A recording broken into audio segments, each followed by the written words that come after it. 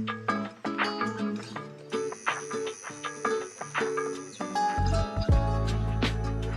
and welcome to Soul Strokes, the Tattoo Podcast. It's our fourth episode today, and I hope you already followed us on Instagram and subscribed on YouTube channel so that you are not gonna miss our episodes about amazing tattoo artists. I would say the most inspiring tattoo artists in these times. We are talking about the tattoo industry and some tips for social media for aspiring artists, like the ups and downs, what you can maybe avoid when you're listening to us, and also for people who are just like loving tattoos and tattoo world can get to know the artist behind the amazing work. Let's start today's episode. Maybe you can introduce yourself to us with your name, how long you're tattooing, and what styles of tattoos are you doing? My name is Tedebring. I'm from Sweden, but I'm based in Denmark, Copenhagen. And I've been tattooing for pretty much exactly 7 years right now. And I focus on abstract, black and gray, and semi-realism style, mostly big compositions. Perfect. And how did you come to Copenhagen, actually from Sweden? Yeah, so I'm originally from the north of Sweden, and I met my wife up there, and we decided to move to the south of Sweden for her studies. And when we were living in the south of Sweden, we started visiting Copenhagen frequently. And then we just really fell in love with the city. So we decided to move over. And now we've been living here for 2 years ish. And we really love it here. Oh, cool. I mean, I've also visited once Copenhagen. It was just a short weekend, but I wanted to ask like, there's any difference between Sweden and Copenhagen for you, like cultural wise and vibe wise, like how are the people? Because I haven't been in Sweden, for example. I think in general, Sweden is very typical Scandinavian. Like you would find people very quiet and close to themselves, while Copenhagen is a little bit more like European, I tend to say. So I can tell there's a little bit more German influences because the people are a little bit more social, a little bit more open, and I would say maybe a little bit louder as well, but not in a necessarily in a bad way. So I would say it's a little bit more fun in Denmark. Okay, and this is the reason, like one of the reasons that because you like the city and like the vibe that you moved, because also inspirationally, I guess it's better that there's a bit more, the city is a bit more interesting and comparing to Sweden, right? Yeah, I agree. I think Copenhagen is very like it has quite a creative and design inspired vibe. There's a lot of like architecture and that sort of thing coming from here, and you can kind of tell there's a whole vibe throughout the city that people are into design and art and that sort of thing. So I think compared to Stockholm, for example, where it's way more squared and not as creative of a vibe. So I think the whole energy in this city is very suitable for me because at the same time it's pretty low key. It's not super loud and all. And after all, I think there's like 600,000 people living here, so it's not so big, but still got that sort of capital vibe to it. So it's really a nice energy here. So you don't miss Sweden at all, or are you still visiting sometime? Maybe your family is still there. Yeah, my family still lives there. All of them live in the north, but I tend to go there sometimes. I also go to Stockholm sometimes to see friends, and also part of my wife's family is in Stockholm. So we go there occasionally. But my family actually really enjoys visiting us in Copenhagen. So I think it's more fun for them. I can imagine, like, also a little bit of this vivid life and the difference, what you were just describing. And so you did grow up in Sweden. How was it actually as a kid there? Like, because that the people are very quiet and a little bit closed. And did it influence you as you were growing up? And also because of art, I'm asking, obviously. Yeah, that's an interesting question. It's funny because I grew up in like a village, literally like in the forest. I think there's about I don't know, like about 1,000 people who lives there or something. It's like super tiny. Oh, And in general, the further up in Sweden you go, the quieter people go. So out there where I grew up, people are very quiet and no one stands out from the crowd. Like people keep to themselves and they their things, right? yeah. people are kind and friendly and all, but it's very plain. So I guess it did affect me to some extent. Like I tend to be quite introvert myself and I don't speak so much in general. So I guess I have the sort of Swedish influences from that. But in terms of art and interests like that, there's not so much of it going on up there. It's actually interesting. I don't really know how I came to be a creative person like that, but there are, of course, a few people doing craftsmanship of different kinds, like, for example, woodwork or things like that. But that particularly didn't really speak to me as a child. So I must have just caught like a creative nerve from somewhere.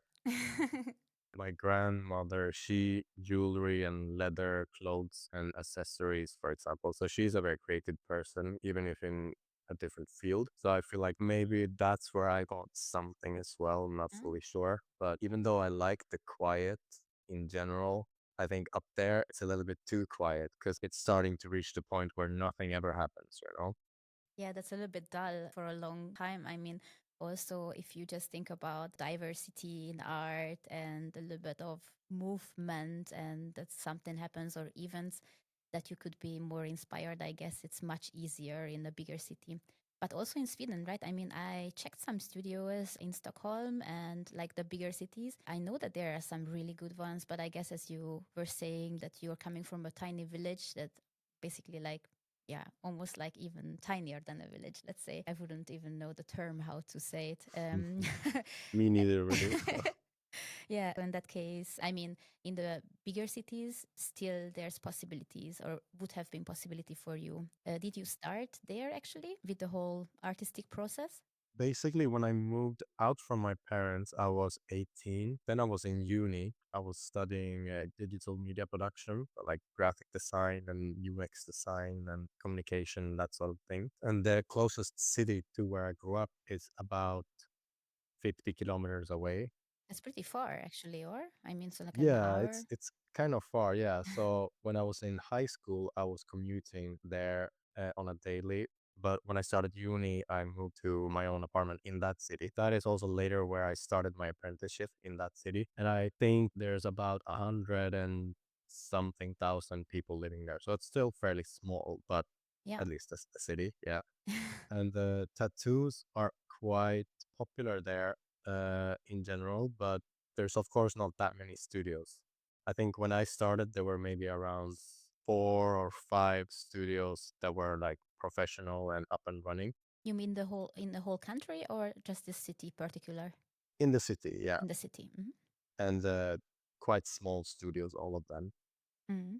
But I started as an apprentice right after uni there. So I was still there and did like a 2 year apprenticeship in this city before we moved to the south of Sweden. So yeah, the journey still started up there. Nice. That's still an important city for my career. Yeah, definitely. As you were saying, you were studying also something creative. Why didn't you end up actually to do that, what you studied? Or did you finish at all? Or I guess you finished, right? Yeah, I finished a bachelor, so 3 years. But ever since I was a teenager, I think I recall around 13 or 14 years old, I started thinking about seriously wanting to become a tattoo artist. But I didn't really know how to go about it. I thought that I wanted to do it seriously, or otherwise I wouldn't do it at all.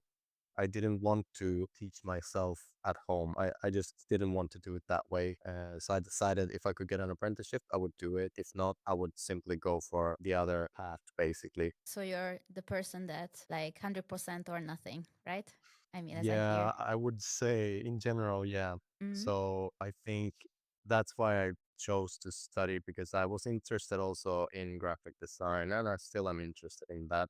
So I figured if I can do UX design or graphic design, I would be happy with that too.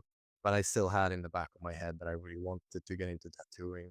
So also during uni time, that's when I started getting tattooed more. And that's when I met person who became my mentor, Brent Mackenzie. He's still working in that city. I was getting tattooed by him quite frequently for about 2 years' time. And then I graduated and he had opened his own studio and asked if I wanted to be his apprentice. He had been helping me like with some, you know, tips and tricks on how to improve my drawing and my design work. And then we were sort of approaching like the conversation if we should work together. And then when I graduated, he asked if I was still interested because now he had space and time for me. So then I said yes. So I started with him like 2 weeks after my graduation, basically. Amazing. How did you actually, I mean, you said that 13, 14 years old when you got interested in being really a tattoo artist. What was the first medium, or how did you actually get in touch with this industry? Like, did you see some pictures or some artists? Have you seen a tattoo studio? Or what was like the first moment when you like, okay, this is what I want? I think from what I can recall, I would say TV shows, like Miami Ink and that sort of Mm. thing was quite trendy when I was a teenager. So I was drawing a little bit already, not too well, but anyway. And then I started seeing these TV shows, and I just thought it was quite cool and fascinating, and it seemed like a cool job being able to do something so creative. So then I think that's when it all started, and then I started sort of trying to draw tattoo design or something that I was thinking could be a tattoo, basically. And then it just sort of stuck with me. And I kept thinking about tattoos a lot and started thinking about tattoos I wanted to get. And then I just never dropped the interest, basically. Cool. Ever since, it's just like an ongoing love and passion for this industry, actually. And what did the parents say, like when you were 13, 14? They saw probably that you were watching all of these TV shows. Maybe you got some magazines, drawing your flashes, went to art school. Did they know your plans?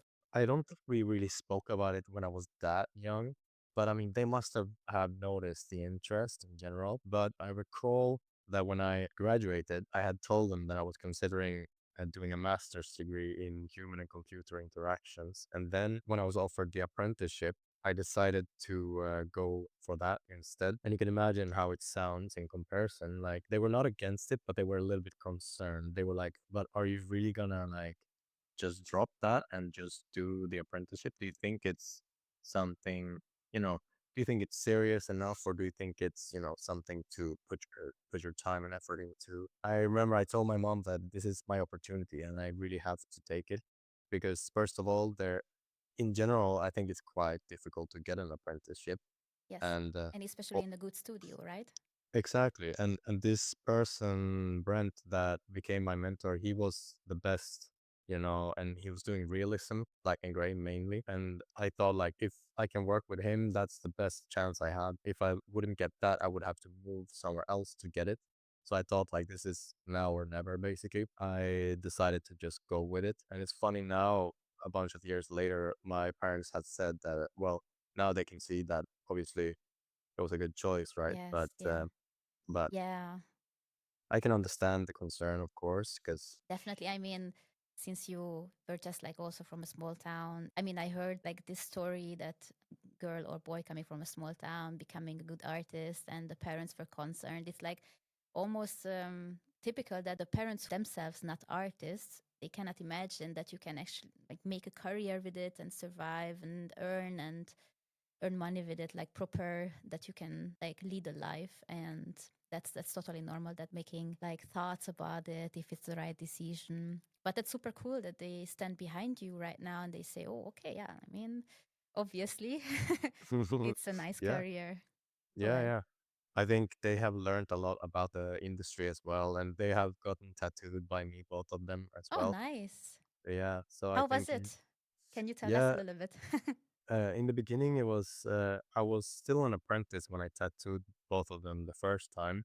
So Wow. then I did just some simple, like it was just some letterings, just some simple Mm-hmm. text.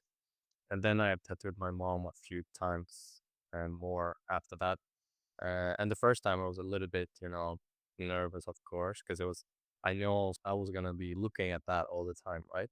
Sure. But at the same time, I thought it was cool that she wanted to, because I think if I was not doing it, I don't think she would have gotten tattooed. That's nice. So, so it was pretty cool. And yeah, Did the do nerves they were, do they have the tattoo still actually from you the first time? yeah, they do, yeah. Nice. Nice. So that's small lettering, like name or numbers or Yeah, it was just a quote. Both of mm, them got a quote as their first, so that's quite okay. simple, I guess. Yeah. Yeah. but it's still really nice. I mean, I also tattooing also since like a long time, and I just tattooed my mom right now in like October. I was so nervous, and it was also just a tiny little thing. But still, when you're doing for someone important, I mean, I'm sure that you're doing high precision also on customers, but it's a different feeling when you're doing it for your relatives or for your closest ones. It really is, yeah. It's always like this little feeling I cannot really describe. Like you want it even more perfect, even that for the customers you want it perfect as well. So it's like no difference, but still. Yeah, no, I know what you mean. It's something special about it, and you think about it a lot when you're doing it, right? Yes. And from the small designs, how did you find yourself? How did you develop this unique, innovative style that you have? I think in the beginning, I was very drawn to like gothic style and like horror movies, that sort of thing. I was doing a lot of stuff like that, like black work, with pretty much line work and stipple shading and black, right? I found that it was quite, repetitive, and I thought it was a bit generic because a lot of people were doing similar styles, and I think I was heavily influenced by other tattoo artists. So I think I felt a little bit, yeah, just like a copy of a copy, basically. So I wanted to do something different, of course. I think everyone wants to find their own sort of style, right? I basically started adding more like little stains and splatters and making the designs a little bit sketchy and messier overall, but like I wanted them to look messy, right? And then that sort of just developed further and further, started going more and more abstract, and then fully abstract. And then I still had sort of the roots of the realism that I picked up from my mentor. So then I started bringing some like figurative stuff back in and doing sort of realism, but not quite realism, and just mixing it with the abstract. And I feel like I really found my sort of style within that. And now I feel like I'm doing what I should be doing. I feel like this is more me, and I feel like it's better than what I wanted to do when I started out. Yeah, it's totally also unique and it's a unique way. Of course, there's a lot of artists, like abstract artists, also in the industry, but still you have really like a special touch with this combination. And it's also pretty crazy that such a two different thing, like that you combine the realistic, which is like super organized and just basically like a copy of a portrait, let's say, and then like this crazy, messy abstract, and you meshed it and then just did a different style for yourself out of two entirely opposite things. Really cool. And how you work with the customers, like how it does look like when the customer is sending you a request. Do you have requests to this style, or you need to talk with the customer sometimes that like making suggestions or enlighten them up what could be maybe possible with the idea what they have? I think the past like 2 years, I would say pretty much everyone that reach out to me, they do like something of what I do. So they are already interested in the style I do.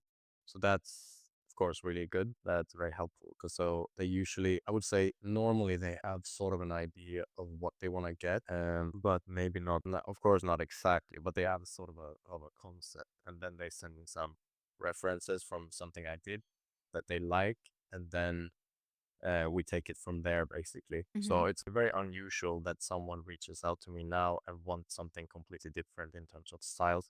Mm-hmm. I'm very grateful for that because it's, of course, what I want to be doing. So Yes, yes. So this is how you're building up basically your portfolio and everything so that you want to attract these kind of people. And how did you face with the challenges in the beginning that the customers maybe were requesting something completely different? How did you try to change your clientele, or, just like this input? How did you build it up with them? Because it's also like a path, let's say, which is not so easy. yeah, that's true. So in the very beginning, then I was doing basically everything that people asked for. And also my mentor said like, well, you should be practicing whatever you can because you cannot know too much, right? So I would do a big variety of styles in the beginning. It could be, just letters, or it could be like fine line flowers, or like dot work flowers, or I did a few color pieces too, but just very simple ones in the beginning.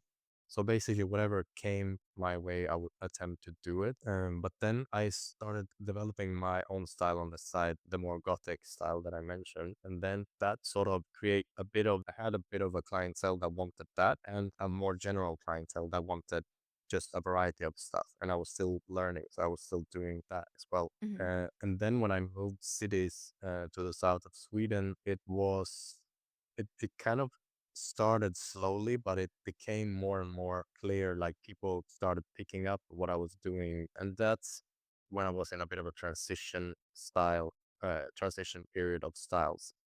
So I was doing a bit gothic stuff still, but still transitioning towards the more abstract. And then it kind of just happened that people started picking that up and wanting to get that. So I feel like within that period of time, I also built up a clientele that was interested in that. It was like your career, maybe then third, fourth year, or Yes, exactly. Around there. so So you suggest also for the people, let's say that they are tattooing right now or they're starting, they definitely need to try everything out until they find their own style and then also build it up, of course, slowly. It's like with the technique, not like doing completely different something on the whole back, just like go small and sure and then so to proceed, let's say, right? I think so, yeah. I Mm. think good idea to learn, like basically your first years, just focus on getting good at tattooing rather than developing your style. Because I think, I mean, and probably you know too, like most tattoo artists have changed their style over time. So I think if you start out today, you might think you want to do a certain thing, but I'm pretty sure you will change that eventually. So I think it's really helpful to get good at a variety of techniques because then you have a library of knowledge that you can use for whatever style you end up doing. So I think quality is the first priority in general.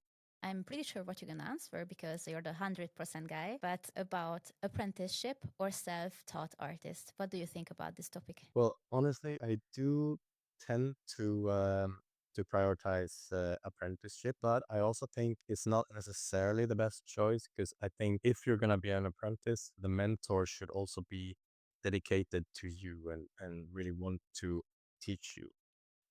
Because I know there are a lot of really bad mentors. They just want an apprentice to have a shop slave, basically, which Yeah, is that's very unfair. I think an apprenticeship should be an exchange of work, basically. I do think it is fair if you work in the studio for free in exchange for knowledge about tattooing, because the goal is that you are going to be a tattoo artist, right?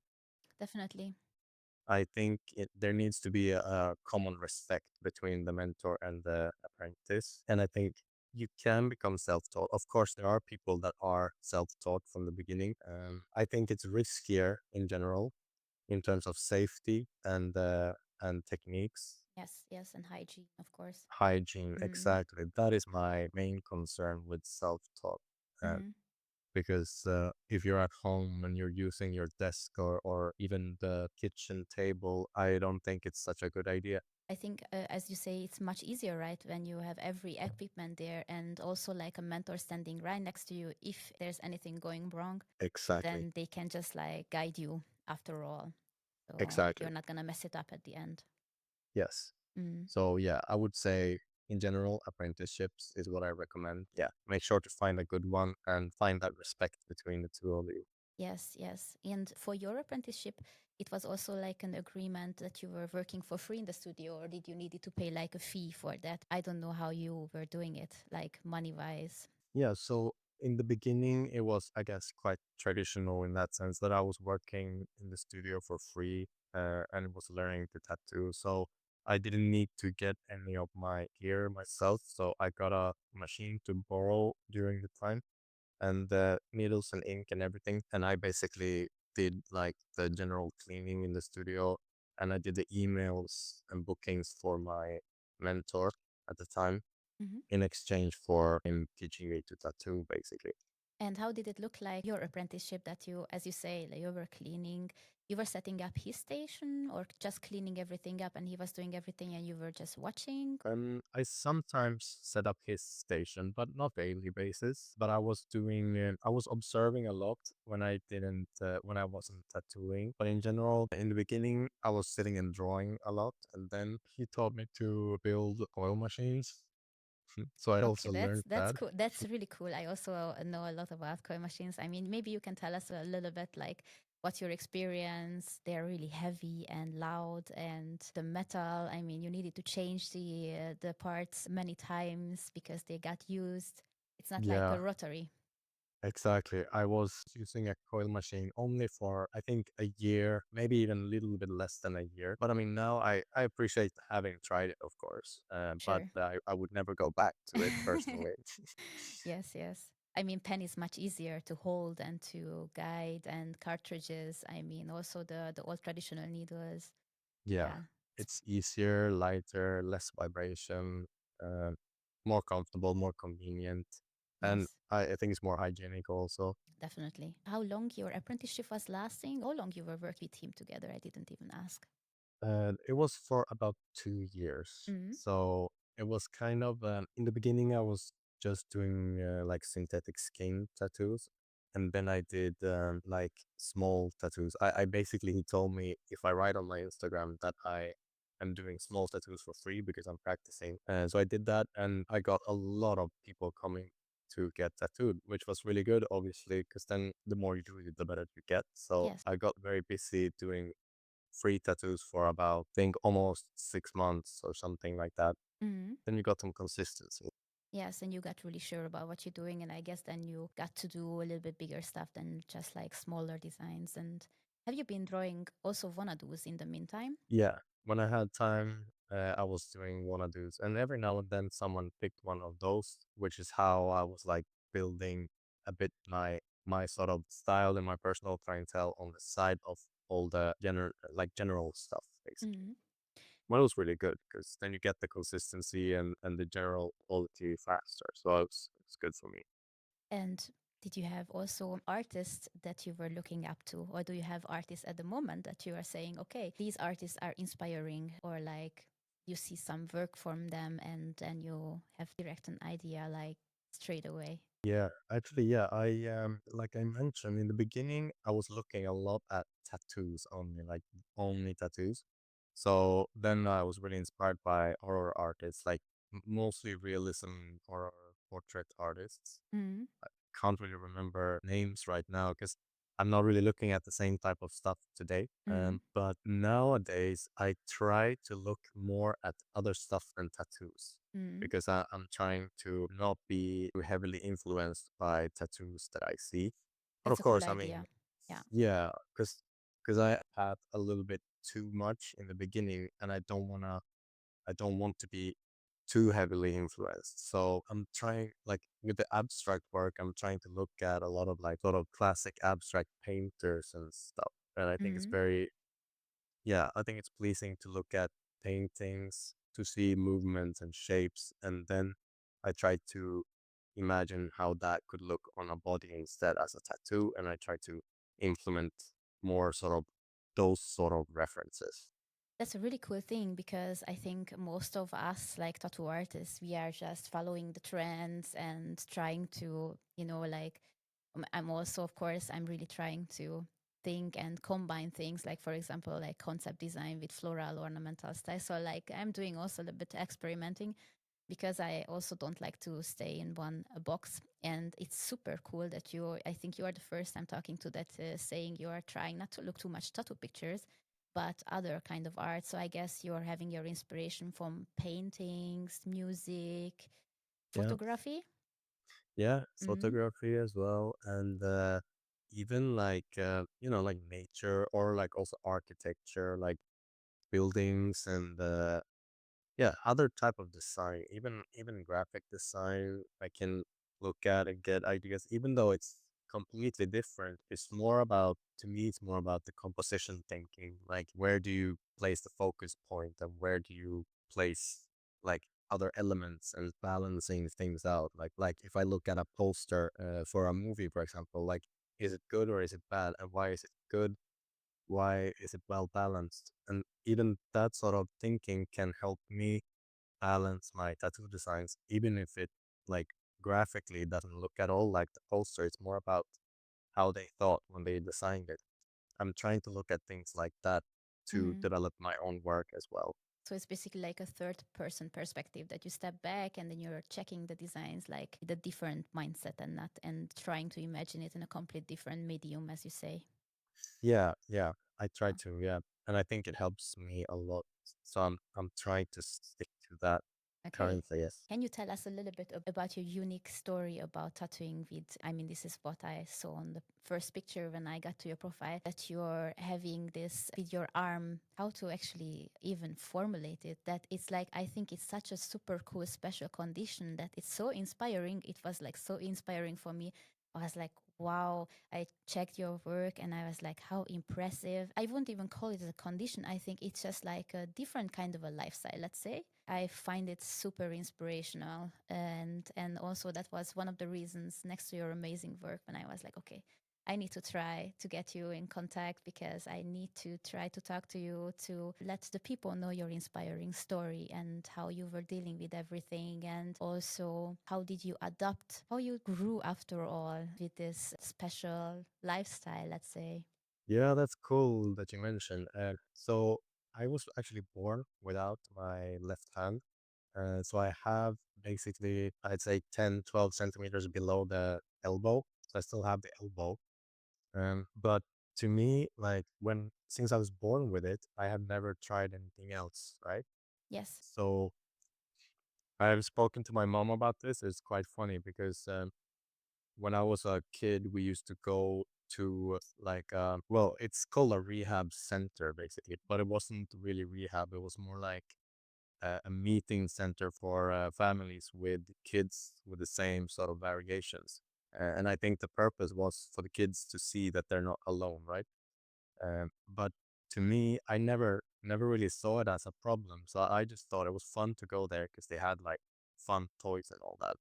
But my mom told me that there was a family that approached my parents, and they said that they could tell that my parents didn't make such a big deal about my arm, and because in their family they had made it such a big deal that it sort of became a problem, you know. Mm, yeah. Um, and I think when I reflect on that, I think a lot has to do with my parents being like they are. They were like not saying that, oh, you cannot do this because of your hand. They were more like, well, try whatever and see how it goes all the time. So I was always trying things. And honestly, I have not had much issues with my hand in general. That's amazing. Amazing. I mean, it's so heartwarming to hear this, that also the support from your parents and then the perfect way of thinking, really, because I think that's really, you cannot imagine anything better that your parents never think that it's a problem. Just like, yeah, you're different and that's it. You know, you are like this. And then everything can, go further and you don't have any like strength to stop you, like that there's not going to be anything but can just like say, okay, no, it's not possible for me. Why? Yeah. No, I completely agree. And I think in general, that's what you have to do. If you have anything that like it could be a diagnosis or it could be a physical variation like I have. But the thing is, if you make that like a problem for yourself, it's going to be a problem. But if you don't allow it to be that, it's just gonna be, like you said, it's just a situation and you can work with it. You just have to figure out how to. Hmm. And I think, for example, if you lost your hand today, I hope not, but if you did, it would be very difficult for you to relearn everything. Yeah. But if you only know one thing, like I've never had two hands, so I don't know how it is to do things with two hands. So Mm. that's of course natural for me, and it may look different or seem different, or I mean difficult. But to me, honestly, I cannot say it's been a problem in my life in general. Yeah, I mean, of course, you learned it that way. So this is the reason why it's so easy for you. But for example, how can I imagine when you're working, you have like the bionic limb, I guess. So you have like a part which is like a prothesis, or how I don't even know the proper name because I mean, I heard it from one of my friend because she's working. with protease, let's say. So she's actually producing for legs and arms. And I find it super interesting how people can like do everything also with that. Can you tell a little bit about how you're working with it, or are you working completely without it? How can we imagine, I mean, your working style and lifestyle? I'm super interested. Yeah. So I have a prosthetic bionic hand, and it's electric, and it can control, like I can control the fingers basically. Oh, And amazing. I'm not wearing it right now, actually. So otherwise, I could have showed you here. But I usually wear that when I'm preparing my station, setting it up, because then it's easy with obviously with the two hands Hmm. grip. And when I'm tattooing, I'm actually usually not wearing it because it's quite heavy, and the feeling is more natural if I don't wear it, right? Hmm. Yeah, So I put definitely. Yes. just yeah, so I just put a glove on my arm, my stump basically, and I stretch the skin with the arm and with the back of my right hand. It's a little bit more natural and less heavy. Yeah. But I think I might at some point get like a version of the prosthetic that is less heavy, so that I could wear it only for like stretching the skin, basically. I'm thinking of a version of how that could work. So I think I'm gonna speak to my bandagist or my prosthetic guy Hmm. on what we could come up with, because it would be better because obviously my left arm is shorter, so then I have to turn a bit my back and Hmm. lean forward more. So it would be better if I could have like a more sort of straight Straight back. back Yeah. while working. Yeah, this is why I was asking, because I was presuming that you need to turn yourself, and because you just said in the beginning that it's natural for you without it, and I knew that these things are heavy because I also read about it, and it's obvious also. It's like, I mean, there are also some lighter version, but they are also pretty expensive, I think. And that's why, so you, I guess you need to train your back a lot because of your working, right? So that you need to focus after work of stretching and some routines for your body. Yeah, exactly. So I'm actually I was never interested in working out, but now I'm working out a lot just for this reason, because I was always not only the arm is smaller, but the chest and shoulder is also smaller than on my other side, because obviously I use the right hand and the right side more. So now I'm trying to build up the muscles so that I will be a little bit more even, so Hmm. that my back would be straight, and so I don't get issues when I get older. Yes, yes. It's But my definitely. goal, yeah, I think it's a good way to go. But I also want to, if I can get this arm stronger, I think it's gonna be easier for me to actually use the prosthetic when I'm tattooing as well, because then I will have the strength to hold it up. So I think that's also a goal of mine, to start working actually tattooing with the prosthetic as well. It's super, super interesting for me. And it's so, like, because it's different and it's amazing. I mean, I just find it very impressive, like on your work and everything, what you were like saying and doing. And also the way of thinking that you were like, yeah, I mean, this is how I learned it. So yeah, you probably, the question, I don't know how often you got this question about your work or maybe with new people when you're meeting, but did you have any criticism or skepticism from the customer side sometimes in the past? Do you remember? Not really. More like I think a few times, I think the client, when they showed up, I think they didn't know that I had one hand. So I do recall a few like reactions that they were like, "Oh," and I think they didn't know before. But now I made it like pretty clear. So now I think everyone knows now. So nowadays, nothing negative like that. It's usually more they find it impressive, or Yeah, I mean, just like me, I guess when I wrote you, I was like, "Oh my God, that's amazing!" So, and also that you could tell on your profile. I mean, I could tell on your profile that it was like very confident, like mastery of the designs and the tattoo word, and like it was very impressive to go through and find a little bit about you. I mean, I didn't find so much information, but I also didn't want to, because I wanted to surprise myself and the listeners as well when you are talking. Do you have any advices for people, for example, that they want to start tattooing, and how would you formulate it for newcomer artists? I would say like general, like try to not make it these things like obstacle that is impossible to beat, basically. Because if you say, oh, I only have one hand, so I can never can never touch. I mean, that's a mindset, but the mindset is everything. So you have to like consider your circumstances, but you can always work around them. And there's always something you can do. So I think you have to be conscious, but also, take responsibility and just think about how you can make it work for you. Because everyone has limitations of some kind. And Yes, you can make it work if you want to.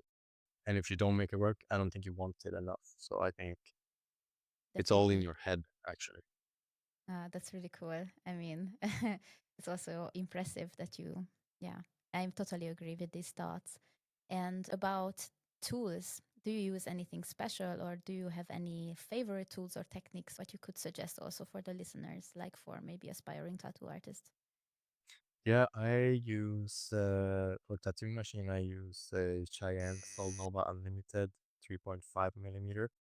And I bought it like, I think it would be almost 5 years ago or maybe 4 years ago when the first version came out. And I bought it and I have used the same one ever since. And I bought one new one when I felt like the other one was getting a little bit old or worn out. And I got another one because I think it does everything I need, basically. And you're buying everything from Cheyenne. So, like, because I heard from that machine that you need to buy everything from the needle to the machine to the supply. It's like, or you're not completely agreeing on this. I don't think you need everything. I use giant needles sometimes, but not only. Now I use some other brands, and they like cartridges. Any brand works too, but they have some custom grips or stuff that you can buy for the machine. I just have plain how as it comes when you order it. I don't think that's true. Actually, you Okay. can you can use different needles. Yeah. Yes. So you said that you haven't even tried other machines and you also don't want to. So you're completely confident and you say, okay, this is it. And I feel it. And maybe later on you want to try another one. That also can be, right? Yeah, I mean, You're open. sometimes, yeah, I'm open for trying other things too. But I feel like since I got that one, I feel like it was kind of what I was looking for. So that was like, nice, this is perfect for me. And then Mm, I've been confident using it since. But yeah, I might change one day because sometimes it's just fun also to just try something new. So I mm. think I might try something else one day. I have another question about work and social media. Like I always ask, like every artist until now in the show, how they are managing growing and fighting with the algorithm. I mean, there are artists there saying, okay, they just lay back and they don't care. But also there are artists like, okay, we really need to push social media promotion. And what is your opinion about this? I think I'm one of the few that actually quite enjoy the social media game. I think it's pretty fun, and I think it's part of the creative process of a tattoo as well. Like the presentation of the work is to me is kind of equally important as the work. So I actually do enjoy it. Of course, the algorithm is not always on my side, right? But I try to stay updated and read about it all the time. And I try to, I don't want my content to be way too like Instagramified, because I think it's fairly easy to make trending content. But for me, the trendy content is not really what I'm trying to do with my own brand. So I'm trying to make stuff that resonates with the work I do. And I think the people that like that will find it. I think a lot of followers is not necessarily what you need. What you need is the good followers, right? The followers that actually want your work. That's what you need. So for me, there was a period of time when I was growing quickly in terms of followers. And I feel like now I don't, but I feel like I have a really solid crowd of people that follow me. At the end of the day, that's what you want, right? To get clients. Do you think your clientele base is the followers, what you have on Instagram, or the people also that they're actually not even following you? I think the followers I have are very engaging with me and they are very, they reach out and they're actually interested. So I think I have a really good crowd of followers, but I think there's always more people Mm. for it as well. Hmm. So basically, what you're saying that it's also an advice like that people they're gonna find you anyway if they're looking for the style what you're doing. So try not to be too much trend follower and trying to stay even unique. I mean, following the trend is kind of okay, just to like check what's going on, right? But still being like trying not to forget your own style, what you were doing. Exactly. I Mm. believe in that in the long run because like you can make like, I don't know, funny videos or dancing video, all that. But if it brings you followers, it doesn't necessarily mean that it brings you work. You got to do it in a way that finds the people that you need to. So marketing your work in a way that speaks to the clients that you want, Hmm. that's important. And I think tattoo artists should take the time to think about who their clients are or who their client what the clients they want and what kind of people are they. Because if you say, oh yeah, they're interested in tattoos, that is very, very wide. So you to sort of consider, can you find patterns in the people that usually book sessions with you? Do they work in a certain field? Like maybe they are programmers, for example. I don't know. Then Hmm. maybe why are they interested in your style? Is there something to do with programming that makes people like your style, for example? I think you need to analyze the people that are reaching out to you and try to speak to them through your content. Definitely. So the age group and like where are they from and what are they doing? When are they looking at the content? And all of these things are important to analyze. Like, do you do that weekly or monthly if you're analyzing, or you're not analyzing anymore so much? I do it weekly, maybe almost daily. I Okay. think about these things all the time, basically. So I think about it a lot and try to keep, like, I try to stay genuine with what I want my sort of brand to be. But of course, I'm also trying to keep up with trends to a certain extent because I still want it to be genuine, but I also, of course, want it to be, showing up in people's feeds. So Yes, there's a definitely. fine balance there. And the sessions, because we're talking about wanna do's, sessions are more like free-handed sessions, or you have also like some wanna do's sometimes maybe putting in your story and the people are booking it, or you prefer just like maybe drawing the basic sketch and just do everything on the day when the client is there. It varies a little bit. These days, I don't do so many wanna do's anymore, but I used to do it, and I still have a few on my like story highlights. But usually people reach out with an idea that they want or a general outlined idea, and then I make a concept based on that. When we meet on the day, I present my concept basically, and we discuss the placement and all that. But I also do a lot of freehand work, just with markers, for example. And if it's fully abstract, that's what I prefer to do because then I get it just as I want, the size and the flow and all of that. Sure. And are you using like brush as well sometimes for painting the big abstract elements on the body, or it's like everything printed out already with a stencil and then maybe you're marking some element? It varies also. Mm-hmm. I have tried doing with brushes, but I found that it got so messy that I had a hard time controlling it. So I'm more drawn to markers, Sharpies, or sometimes I just take like a paper towel and dip it in stencil, like a wet stencil paper to get purple on the paper. And then I sort of smudge and do like patches and stuff with the Mm-hmm. paper. But sometimes I also do partly stencil and partly free drawn on the skin. For example, if it's going to be one element that is more figurative and then the rest is abstract, I might put that as a stencil and then draw the rest right on. Ah, that's also interesting, like a combination. I mean, I guess like artists are always like creative also how to sort out the problem to put the stencil on the body. So it's always like varies and you cannot even explain sometimes what you're doing, you're just like doing it as Yeah, well. exactly.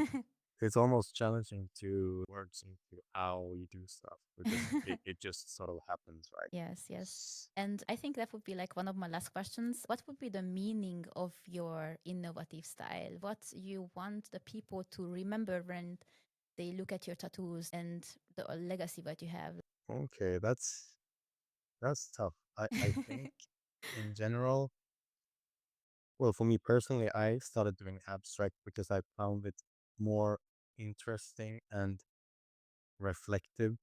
Because I feel like when you have like figurative things, it's usually a pretty clear narrative. Like if it's a bird or a flower or so, it is what it is right there.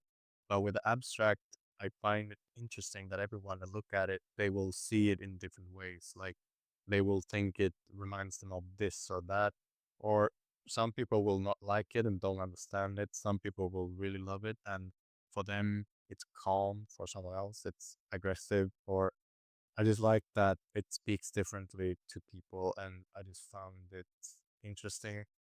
So maybe that's what I want people to think of it as well. I want to make people reflect more on it. So you want to make people think of different stuff and not being able directly analyzing what that could be, because it just like stuck in your head when you, for example, you look at your design, it's just stuck in your mind, and they gonna like, yeah, think, and not just like, when you see a flower, as you say, see a flower, see a face, see something, so that you already know what it is.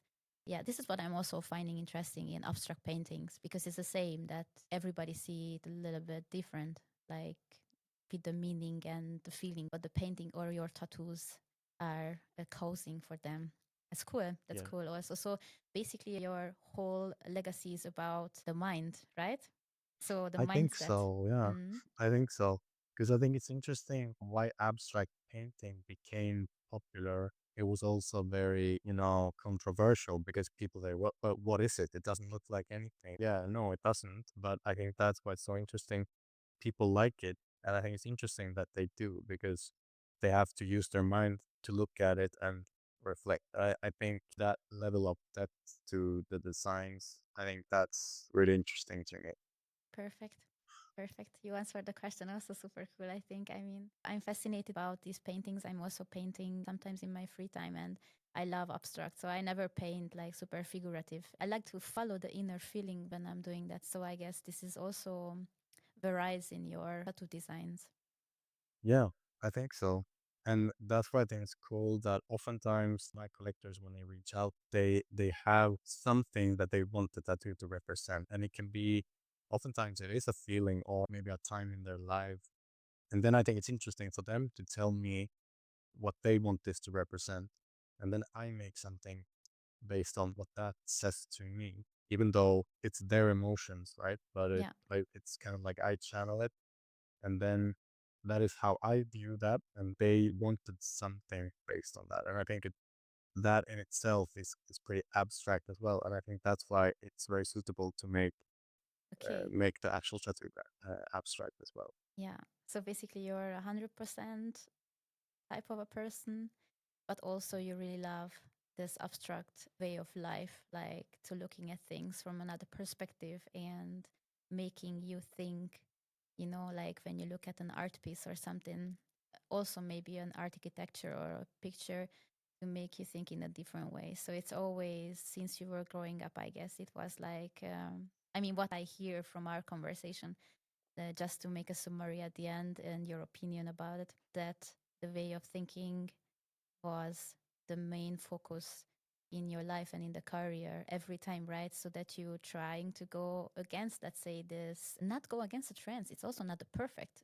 way to formulate it, but trying to show the different side, what is Yeah, possible, right? Mm-hmm. exactly. I think it's funny because my wife is from Chile, so their culture compared to the Swedish culture is very like way more energetic and more confident in general. Because like I mentioned, I'm very like introvert in general. So I didn't really believe much in my ideas and myself. So even in tattooing, I was like I wanted to do it, but I was like, I'm not sure. I don't think I'm really good at this. I should probably quit and all. But she was always like, no, you need to just keep going. So I think she really like fueled this to make me like dare to do things because I wanted to, but I didn't quite dare to take certain steps. So she was really like fueling and helping me to actually do things, which is super helpful actually. So she's your foundation, let's say, right? I would definitely say so. That's a good way to put it. Yeah. That's cool. Thank you so much. Would you like to say something else for the listeners or for just like about our conversation? Or do you have anything to add? Well, I think it was a very nice conversation and it's a nice approach. I think it's in general when like all tattoo artists are different people in general. I think it's important to reflect on who you are and how you want to work basically. So because it's a very free job, but at the same time it requires a lot of work. So I think it's a very special career, and it can be really great if you're willing to put the work in and if you have the passion for it. Yes. But it was a really interesting conversation. Thank you so much. Thank And you. thank you so much for being here. Thank you for tuning in for today's episode. I hope you enjoyed as much as we did. Like, this is what we're usually saying, but it was really amazing to get to know another artist. And it was, I hope so, inspiring for you. And you got some tips and tricks for social media and for abstract tattoo artists, what could be like a guideline for your career. And check out his work. He's amazing. I'm going to link his Instagram above me, so you can check it out again. Like I said, subscribe, follow, and stay with us for the next. Bye.